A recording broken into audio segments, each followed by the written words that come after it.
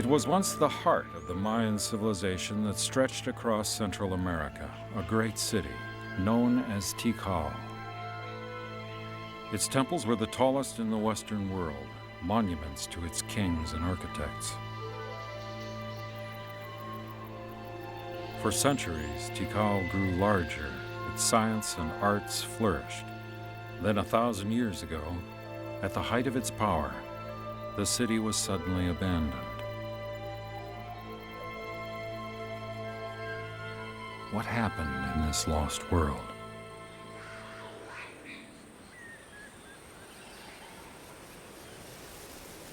What keeps all cities, all civilizations alive? Then and now.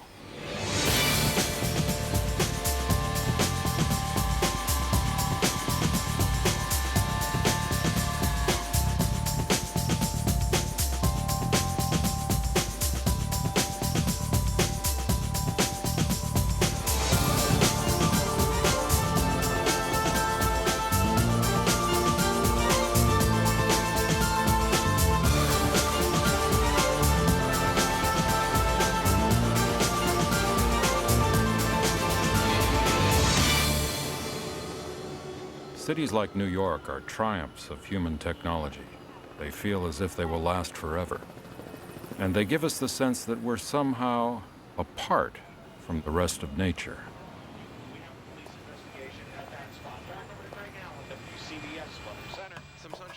Wow, it's beautiful up In there. big cities, it's easy to take a lot of things for granted. Food comes from the supermarket. Water comes from the faucet. Or does it?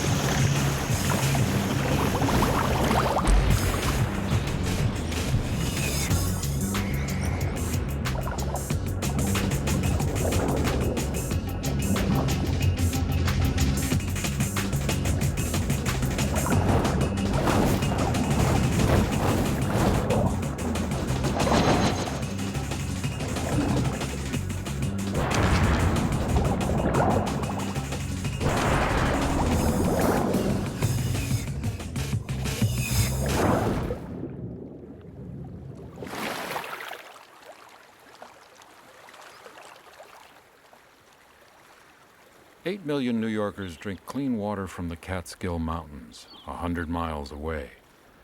If New York had to build water purification plants, it would cost billions. Here, nature provides that service, free of charge.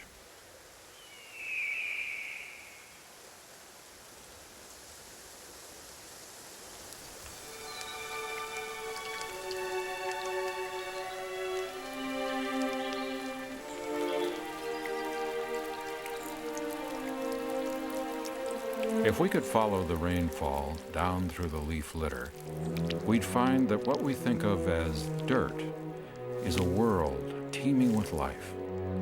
A metropolis much more densely populated than the city it serves.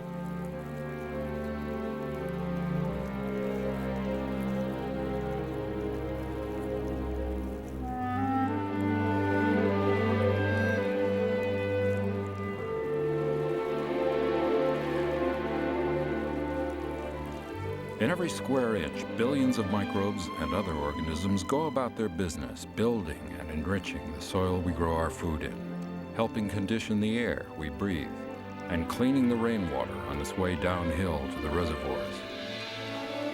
It's just one example of what scientists call biological diversity, the variety of interconnecting life that keeps things healthy all over the planet.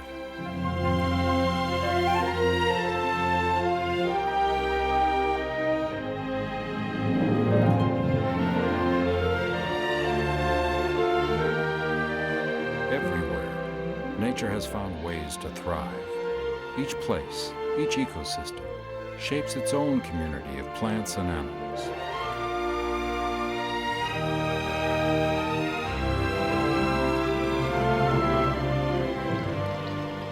In every ecosystem, ecosystem, there is a balance of relationships that keeps it working.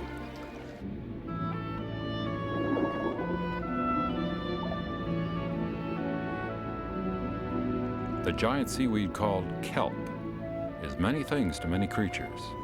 It's a hiding place.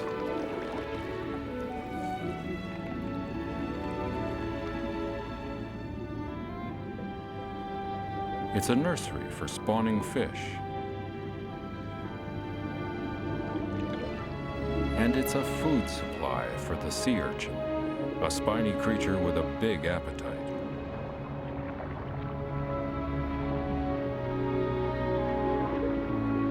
If there are too many of them, urchins can virtually clear-cut the underwater forest. Until the 1970s, this was happening along the California coast, all because an animal that belongs here was missing. An animal that loves to eat sea urchins, the sea otter. It had been hunted almost to extinction for its thick coat of fur. Then, people decided to protect the sea otter by law, and their numbers grew.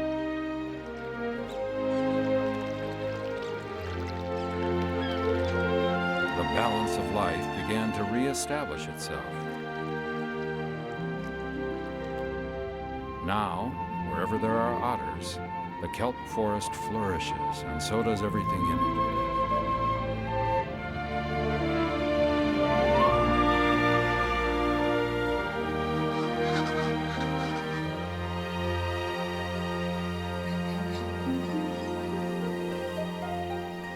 In the tropical forest, biological diversity reaches its peak. There are countless opportunities, and life seems to seize them all.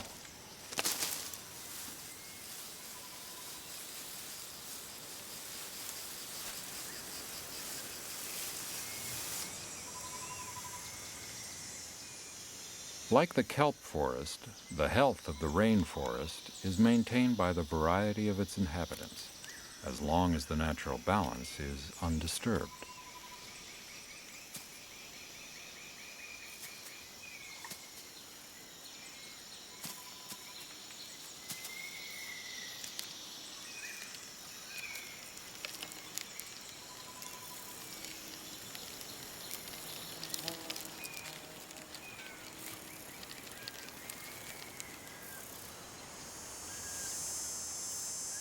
Animals can't live without the habitats they're adapted to. Many, like the South American tapir, are now threatened or endangered because they're losing the places they live. The forests are shrinking.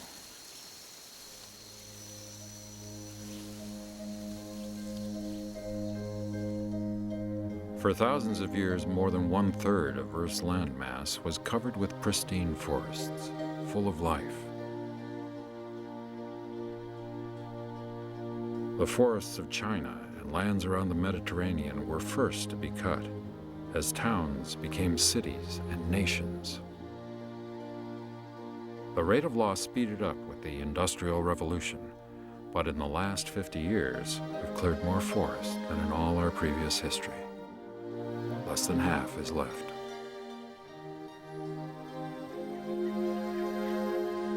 Scientists estimate that thousands of species of animals, plants, insects, and other organisms are being driven to extinction each year, with unknown consequences.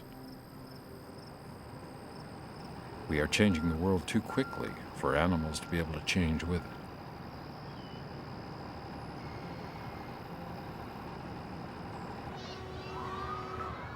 In major institutions around the world, scientists are now working against time to find and understand all the diversity of life that remains.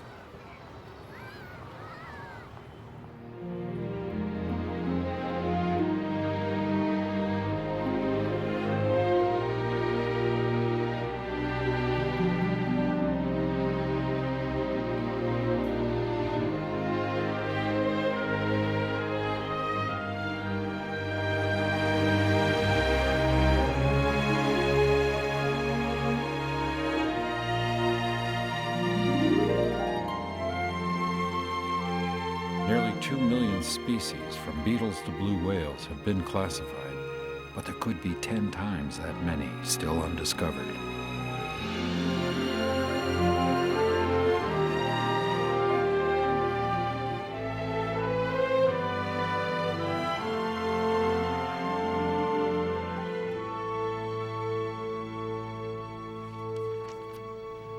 The priority now is to explore the places with the most unique biodiversity, where the web of life is still intact. Fabian Michelangeli of the American Museum of Natural History is going back to his native Venezuela to join a rapid assessment team on an expedition to the fabled Lost World that inspired the novel by Sir Arthur Conan Doyle. I don't think we'll find a dinosaur on this trip, but in all of South America, there's no place more incredible than the Table Mountains of southern Venezuela. The expedition is being organized in the capital of Venezuela, Caracas.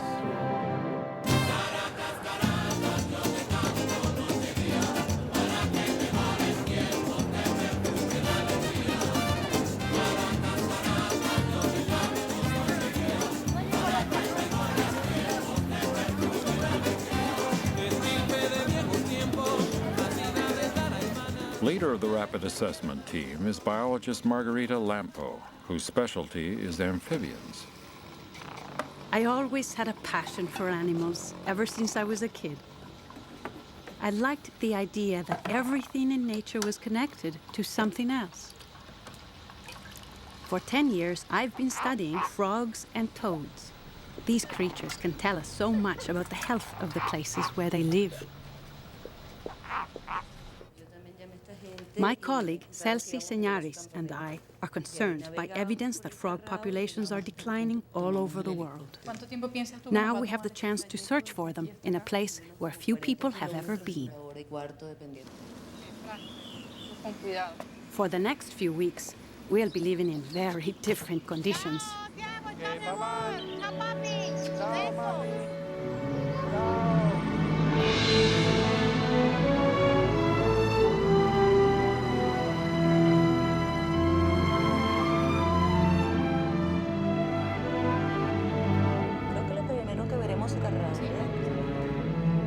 We're heading southeast toward Canaima. The plan is to meet our guide at the airstrip, go upriver by canoe, and then hopefully by helicopter to the top of Mount Roraima. Beneath us is the vast watershed of the Orinoco River.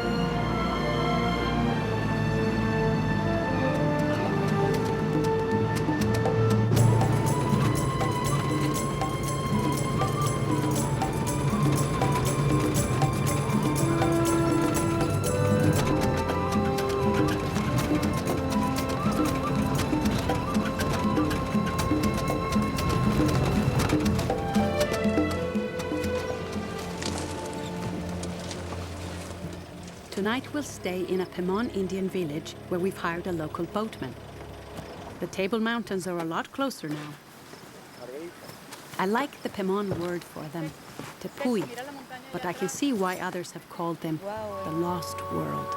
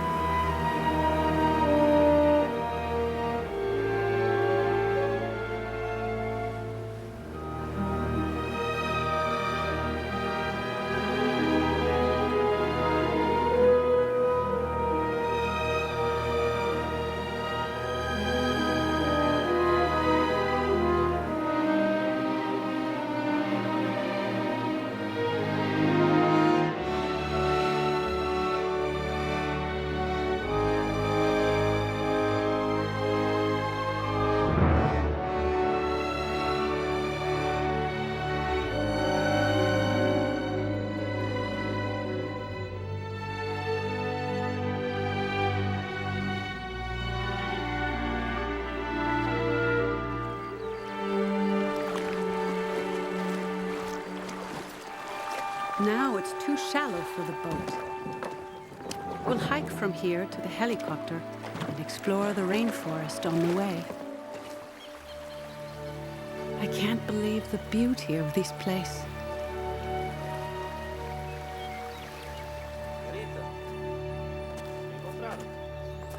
On the riverbank, we found some fresh tracks. Only hours ago, a jaguar was here. This tells us that the ecosystem still has a full range of biodiversity. Large predators control the number of mammals, like the coatamundi, so they don't overgraze the fruits and seedlings or steal too many birds' eggs. This balance helps ensure the health of the forest.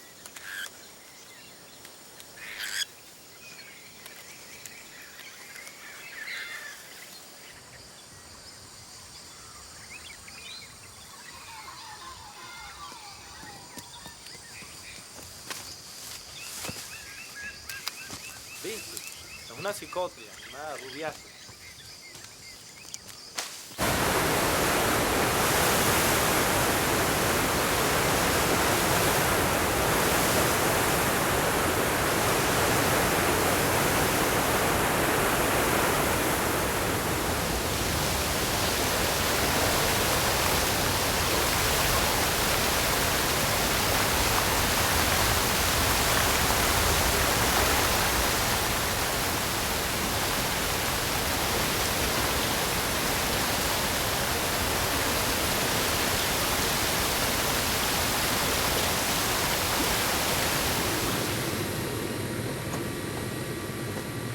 Now this is it, the moment I've been thinking about for weeks.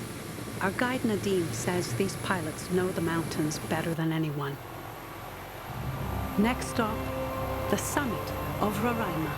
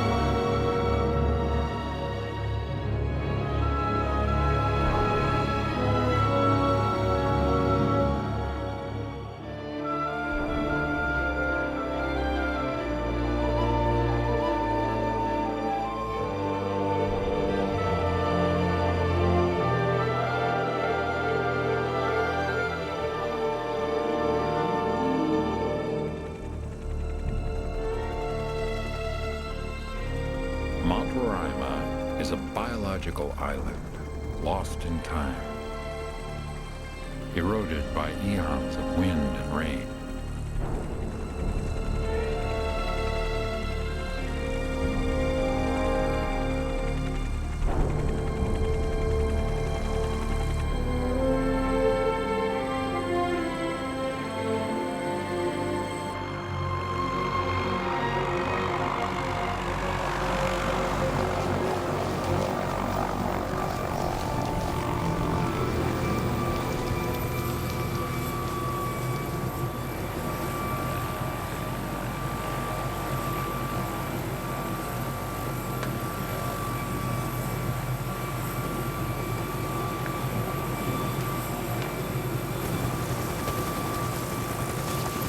pilots don't want to shut off the engine up here. The weather changes too fast. They have to get out before the next storm, and one is coming in fast now. They'll be back with supplies in 3 days, if they can.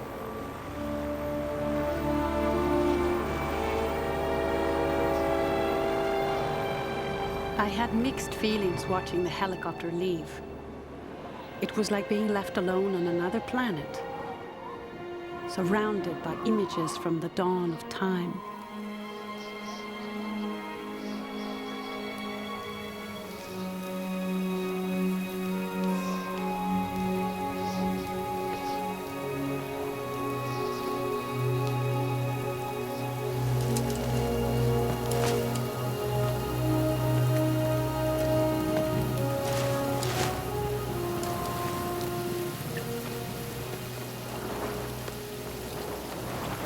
In these conditions, shelter is the priority.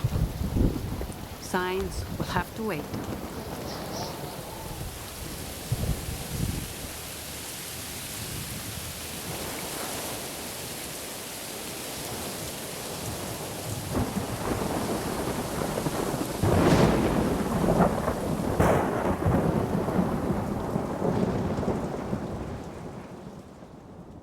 Pásame ahí.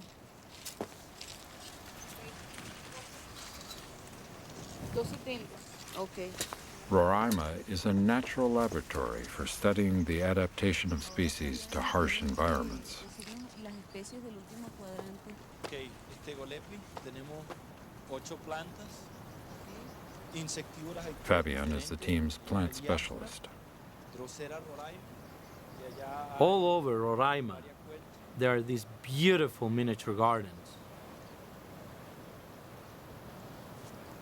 Most of the summit is bare rock, so the rain runs off quickly. Plants only grow in depressions where water and soil can accumulate. If we carefully examine these little islands, we see that they are laying just like rugs on top of the rock. The soil is mostly sand with very few nutrients, but it still supports an incredible amount of life. Probably half of it exists only on these mountains and nowhere else.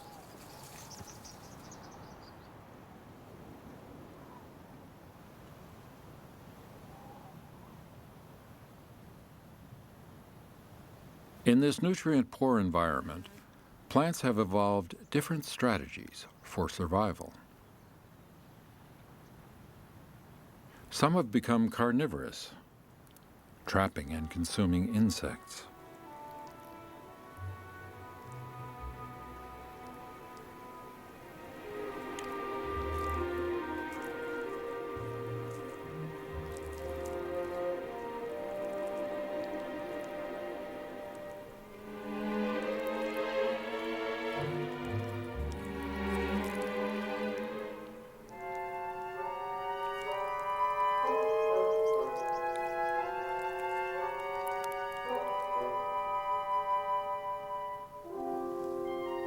Other carnivorous plants lure insects with vivid color and attractive scent, and their pitcher shape is also a perfect trap.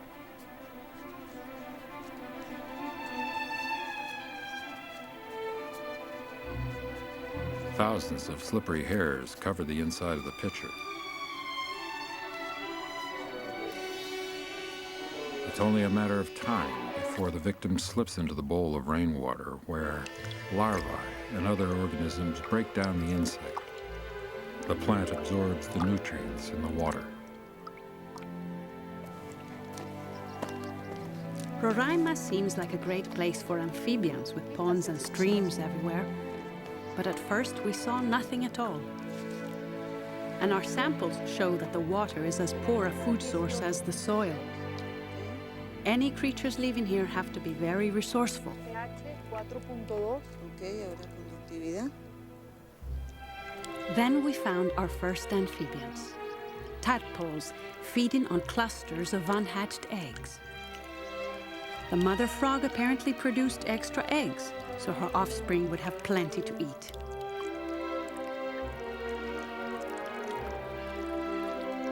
Nearby, we saw a frog laying eggs in a plant, the only carnivorous bromeliad known to science. The water below is full of captured insects. Once her eggs hatch, the tadpoles can make a feast of the soup. And maybe the plant gets something too, like nitrogen from their waste products.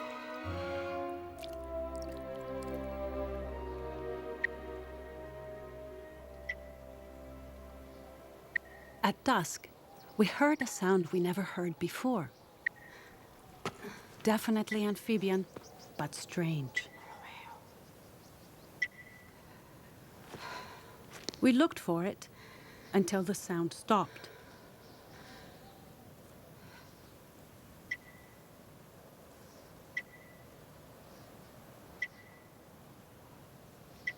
In the morning, we heard it again. Celsi recorded the sound, but we never saw the creature that made it. Later, we did come across something truly unique. A tiny black toad threatened by a tarantula. It didn't jump. It just walked away and climbed the rock.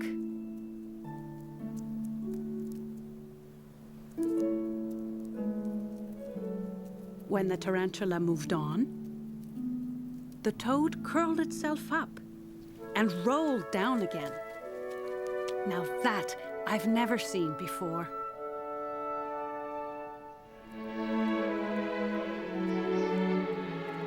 Why would nature produce a tiny toad that walks and rolls instead of jumping? No doubt, we still have a lot to learn. People often ask me why we should care for creatures like this. Well, it may have something we need, like new medicine or chemicals. Or maybe because it is leaving proof of nature's ability to diversify and survive in ways we never even imagined.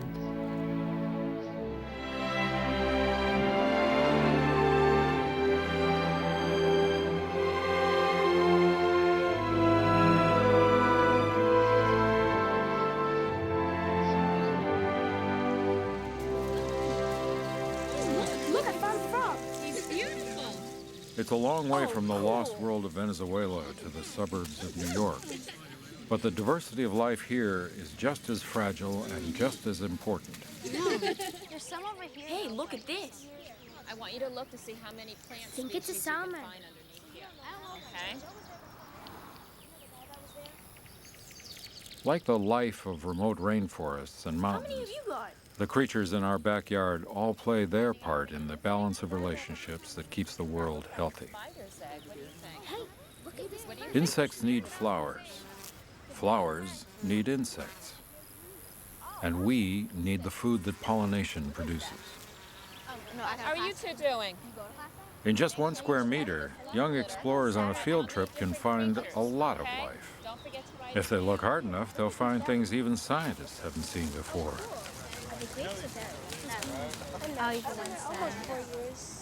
We all need to know what lives here, what it does, what it means to us.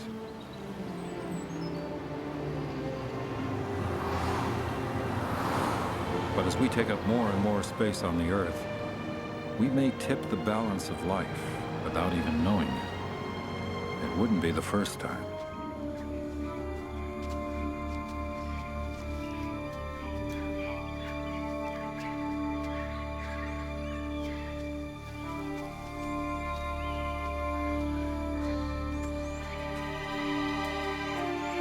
The lost city of Tikal was discovered just over a century ago, buried in the tropical forest of Guatemala. Experts still debate what happened to this metropolis of kings and priests, warriors and farmers, where the rare black jaguar, sacred to the Mayans, can sometimes be seen at dawn.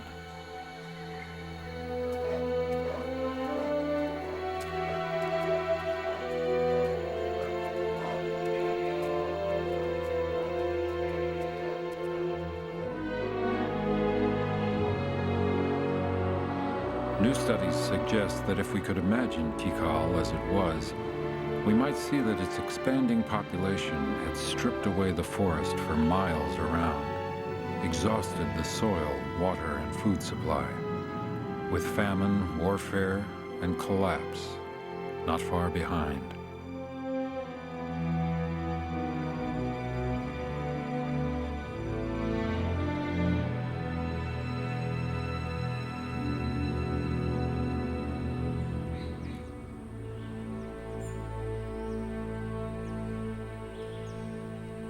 Over 1,000 years, the forest has returned, but the high civilization of the Mayans is no more. Did the people of Tikal lose their life support system without ever understanding it?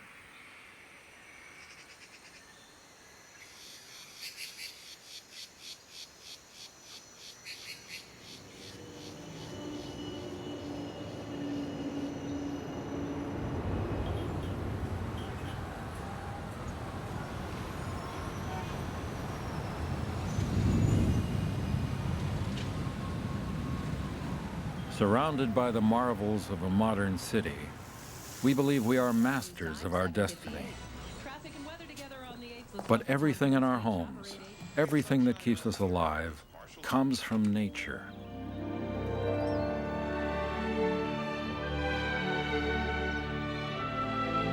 A 100 years ago, the people of New York had the foresight to preserve a critical part of its life support system, the mountain forests and soil that clean its drinking water.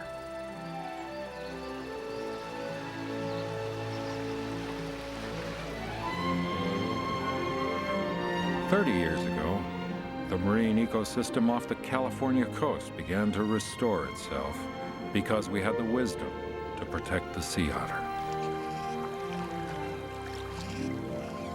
When we protect nature, we protect ourselves.